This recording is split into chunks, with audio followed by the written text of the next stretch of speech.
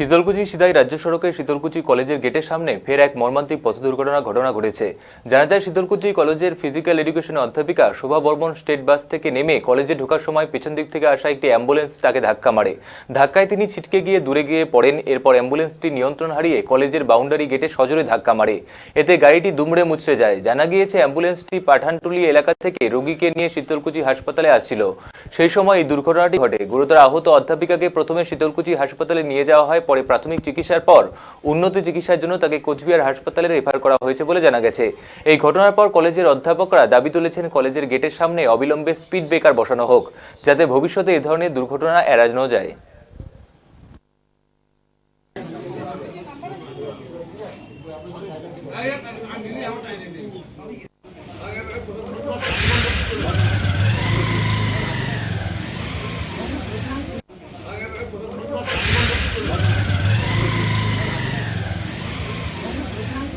করছি সেখানে, আর ক্লাসের জন্য আমরা প্রস্তুতি নিচ্ছিলাম, কিন্তু সেই সময় আমরা শুনি যে কলেজের গেটে এটা প্রচণ্ড শব্দ। সেই শব্দ শুনে আমরা কি বেরিয়ে এসে আমরা যেটা শুনতে পারি, আমাদের ফিজিক্যাল এডুকেশন ডিপার্টমেন্টের শোভা বর্মন, হ্যাঁ, উনি খুব দক্ষ সেই ডিপার্টমেন্টের এবং এইচওডি হিসাবে দায়িত্ব পালন করছে। উনি অ্যাক্সিডেন্ট করেছে।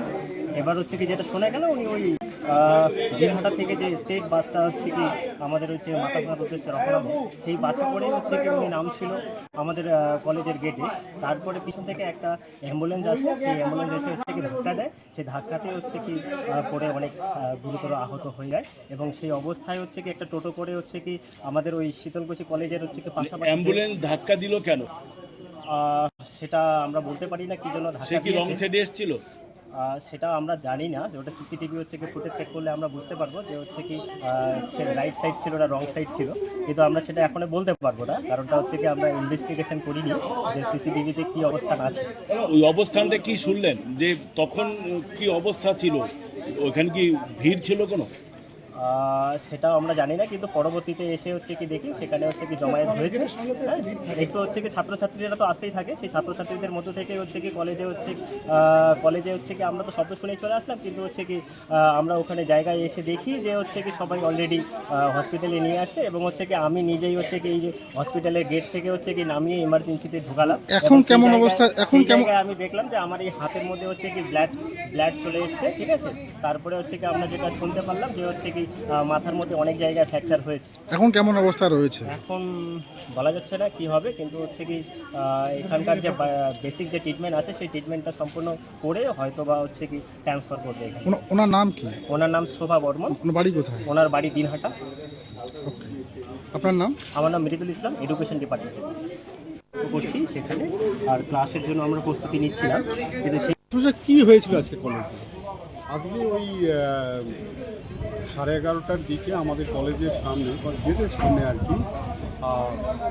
আমাদের এক ম্যাডাম কলেজে ঢুকছিলেন। সে সময় হঠাৎ করে বাস থেকে নেমে উনি যখন কলেজের গেটের দিকে যাচ্ছিলেন, তো পথে ওই একটা অ্যাম্বুলেন্স এসে ওনাকে প্রচণ্ডভাবে ধাক্কা মারে। শুনছিলাম যে ওই অ্যাম্বুলেন্সের মধ্যে একজন রোগী ছিলেন, হ্যাঁ, হয়তো তার জন্য অ্যাম্বুলেন্সের তারাও ছিল। তো এটা আমাদের যে সমস্যাটা সেটা হচ্ছে যে কলেজের সামনে একটা স্পিড ব্রেকারের দরকার ছিল।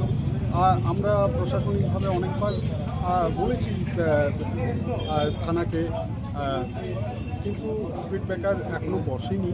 হ্যাঁ, খুব বসাটা জরুরি, কারণ হচ্ছে এই কলেজ টাইমে প্রচুর ছেলে মেয়ে কলেজে ঢোকে, আবার কলেজ ছুটি হলে অনেকে বেরিয়ে আসে, প্রচুর ছেলে মেয়ে বেরিয়ে আসে। সেখানে যদি স্পিড ব্রেকার থাকতো তাহলে এই দুর্ঘটনাটা ঘটতো না।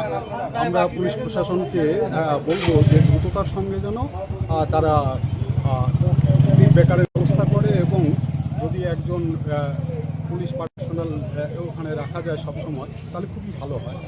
স্যার, এই ব্যাপারে কি থানায় অভিযোগ করা হবে বিষয়টা নিয়ে? হ্যাঁ, অবশ্যই অভিযোগ করা হবে। আমাদের প্রিন্সিপাল স্যার এখন কোচবিহারে আছেন, উনি আসলেই আমরা বসে আমরা অবশ্যই অভিযোগ করব।